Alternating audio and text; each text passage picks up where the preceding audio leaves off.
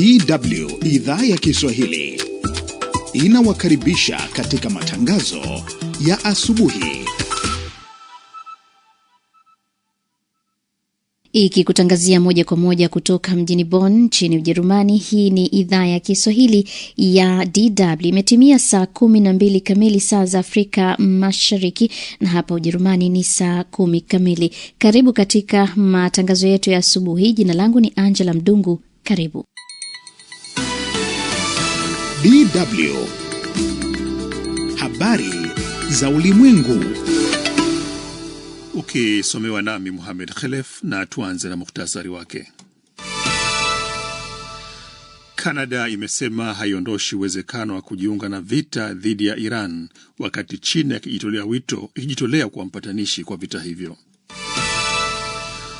Urusi inasema meli yake ya mafuta iliyozamishwa kwenye pwani ya Libya ilishambuliwa na Ukraine. Na Wanepal wanashuka vituoni hivi leo kwa uchaguzi wa kwanza tangu maandamano ya vijana kuipindua serikali mwaka jana.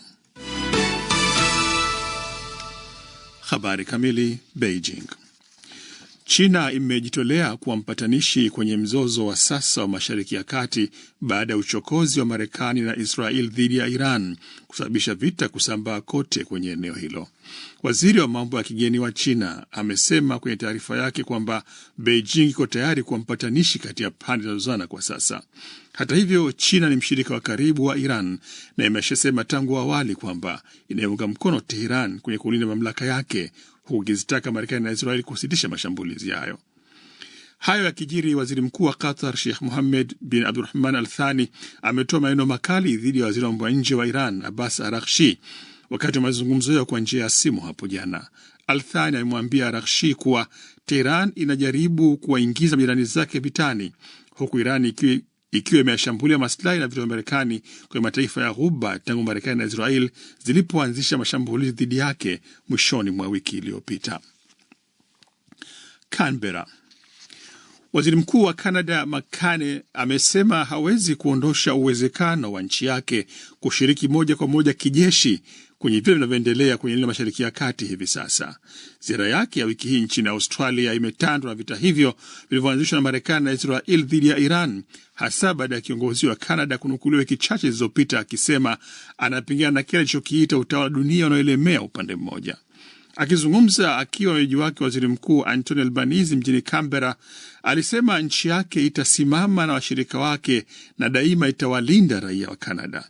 Hata hivyo, Kane alikiri kwa mashambulizi ya Israeli na Marekani dhidi ya Iran yalikuwa kinyume na sheria za kimataifa, lakini alisema anaunga mkono juhudi zote zile za kuizuia Tehran isiwe na silaha za nyuklia, huwa akitoa wito kwa pande zote kuweka silaha chini. Moscow.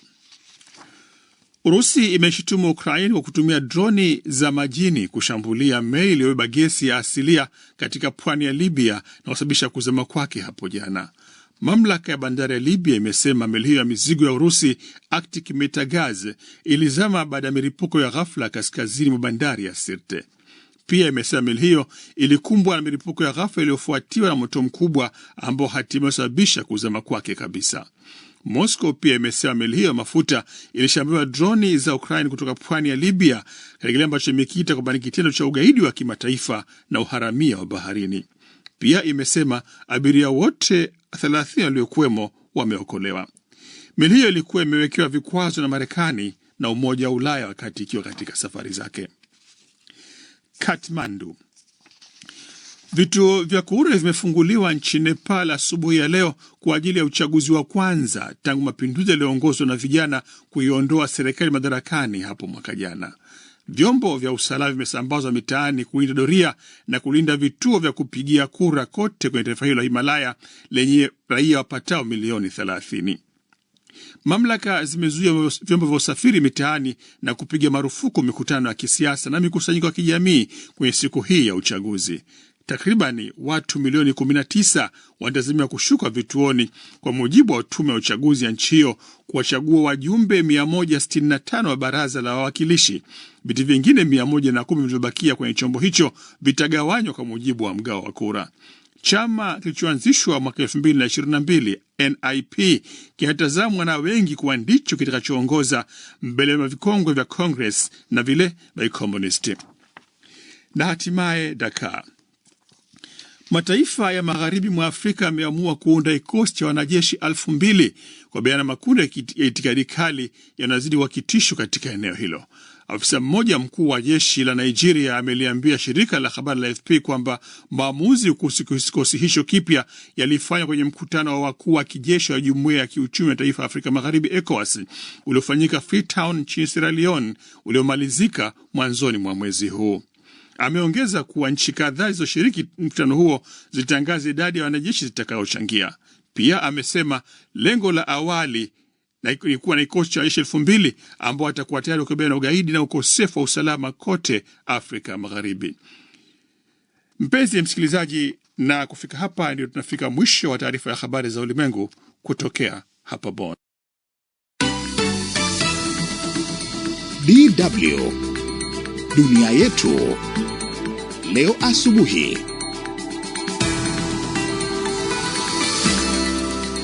Katika dunia yetu leo asubuhi utasikia kuhusu yanayoendelea kwenye vita vya Marekani na Israel dhidi ya Iran.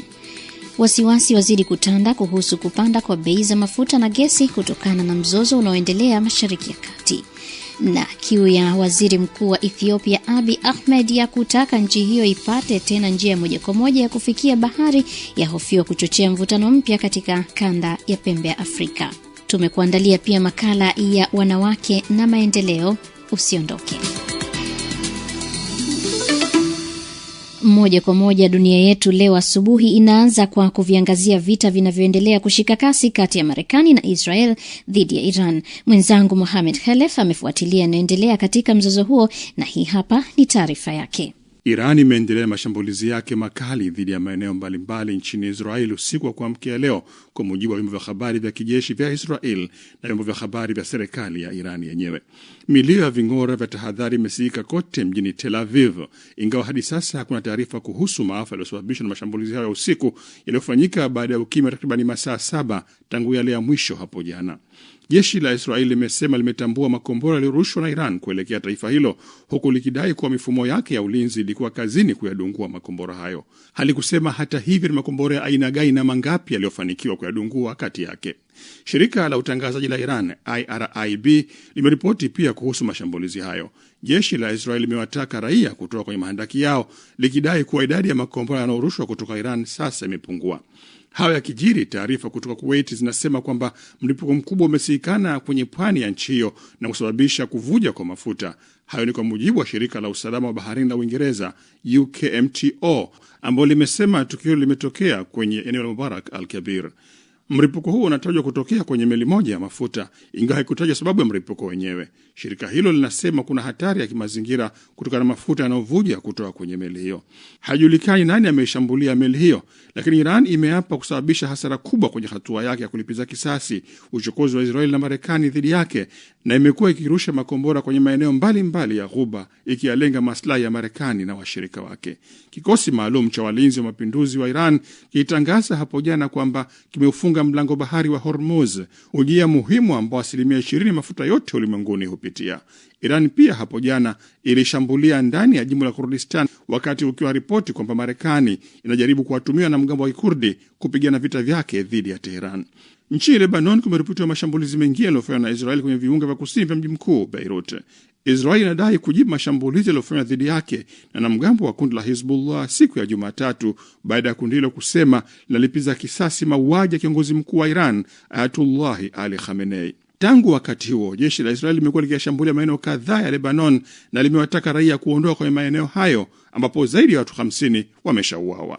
Nchini Marekani, maseneta wa chama cha Republican wamefanikiwa kukwamisha rasimu ya hoja ya kuondolea utawala wa Rais Trump madaraka ya kuendelea na vita vyake hivyo, ishara ya uungaji mkono wa mgogoro huo ambao sasa umeshaenea kote Ghuba na Mashariki ya Kati, pia dalili kwa Marekani inajua mpango wa kuumaliza. Rasimu hiyo ifahamikayo kama azimio la madaraka ya vita ilishindwa kupitwa kura 47 dhidi ya 53 za walioipinga, ambapo kwa kiasi kubwa ilipiwa kwa misingi ya kivyama, ingawa seneta mmoja Republican kutoka jimbo la Kentucky, Rand Paul, aliungana na wenzake wa Democrat kuiunga mkono huku seneta wa Demokrat kutoka Pennsylvania akiipinga. Ripoti yake Mohamed Khalef, asante sana. Wakati dunia ikiendelea kushuhudia mapigano makali ya Marekani na Israel dhidi ya Iran, mashambulizi ya Iran dhidi ya viwanda vya kusafisha mafuta vya kikanda, miundombinu ya gesi na meli za kusafirisha mafuta yanazidi kuongeza hofu ya usambazaji wa nishati duniani, hali inayoweza kusababisha athari kubwa za kiuchumi kutoka Asia hadi Ulaya na kuacha watumiaji wakijiandaa kwa bei kubwa zaidi. Wafuatiliaji wa mzozo huo wanaonya kuwa usumbufu wowote unaweza kusababisha kupanda kwa bei za mafuta na gesi na kuathiri uchumi wa nchi nyingi nje ya eneo hilo. Doto Bulendu anasimulia zaidi. Eneo linaloangaliwa kwa karibu ni mlango wa bahari wa Hormuz, njia nyembamba ya maji kati ya Iran na Omani, ambao ni moja ya njia muhimu zaidi za usafirishaji wa nishati duniani, ambapo takribani 20% ya usafirishaji wa mafuta duniani hupitia katika njia hiyo kila siku, jambo linaloifanya kuwa muhimu si tu kwa Mashariki ya Kati bali pia kwa masoko ya nishati ya Asia, Ulaya na Amerika ya Kaskazini. Kwa mujibu wa mchambuzi wa mwandamizi wa masuala ya fedha, masoko na uchambuzi wa biashara katika nyanja za fedha mitandaoni, mafuta, dhahabu na akiba, hata usumbufu wa muda mfupi unaweza kupunguza kwa kiasi kikubwa kiwango cha mafuta kinachofika katika masoko duniani. Axel Rudolph, mchambuzi mwandamizi wa kampuni ya IG, anaonyesha wasiwasi juu ya hatima ya kiwango cha mafuta barani Ulaya. 15% of the European Union's demand. 15% ya mahitaji ya mafuta ya Umoja wa Ulaya hupitia katika mlango wa Hormuz. Ikiwa njia hiyo itafungwa au kushambuliwa, ina maana kwamba takriban 15% ya mafuta tunayopokea yanaweza yasitufikie. Kwa kiwango cha dunia, karibu 20% ya mafuta hupitia hapo. Hivyo ni njia muhimu sana, si kwa Ulaya pekee bali pia kwa nchi kama China, mataifa ya Asia na kwa ujumla Marekani. Ikiwa mafuta hayo hayawezi kusafirishwa, basi tutalazimika kutegemea akiba zetu za mafuta. We need to look at our stockpiles. Bei ya gesi asilia barani Ulaya imeongezeka kwa kasi katika siku za hivi karibuni, huku wafanyabiashara wa mafuta duniani wakibaki macho, wakifuatilia kwa karibu maendeleo katika Mashariki ya Kati. Wasiwasi mwingine ni uwezekano wa kusumbuliwa kwa usafirishaji wa gesi asilia iliyoyeyushwa kutoka Qatar, ambayo ni mmoja wa wasambazaji wakubwa wa gesi iliyoyeyushwa duniani, ambapo Ulaya na nchi nyingi za Asia zinategemea sana usafirishaji huo kwa mahitaji yao ya nishati. Ikiwa usafirishaji wa gesi kutoka Qatar utapungua au kusimama kabisa, wanunuzi katika Asia na Ulaya wanaweza kulazimika kushindania kiasi kidogo cha nishati kutoka kwa wazalishaji wengine, jambo ambalo linaweza kuongeza bei zaidi, kama anavyosema Axel Rudolph. If the stockpiles, iwapo akiba za mafuta zitapungua katika wiki chache zijazo na uzalishaji kutoka Mashariki ya Kati ukashindwa kutoka katika eneo hilo, basi tunaweza kuona bei za mafuta zikiongezeka zaidi. Hii ni kwa sababu mahitaji ya mafuta duniani yataendelea kuwa yale yale, lakini kiwango cha mafuta kinachopatikana kitakuwa kidogo. Hali hiyo inaweza kusababisha bei ya mafuta aina ya Brent, ambayo tayari iko karibu $80 kwa pipa, kupanda hadi $100 au hata 120 kama tulivyoona miaka michache iliyopita. Wataalamu wa uchumi wanaonya kuwa usumbufu wa aina hii unaweza kusababisha kile wachumi wanakita mshtuko wa usambazaji wa hali, ambapo upatikanaji wa rasilimali muhimu kama mafuta au gesi unapungua ghafla wakati mahitaji yanaendelea kuwa makubwa. Ni taarifa hiyo iliyoandaliwa naye Doto Bulendu.